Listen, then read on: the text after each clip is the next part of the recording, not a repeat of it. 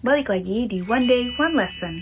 Kita akan bahas brain attack atau cerebrovascular accident atau stroke. Stroke terjadi karena aliran darah ke otak itu terganggu, bisa karena sumbatan atau karena pecah pembuluh darah. Gejala stroke itu ada akronimnya, be fast.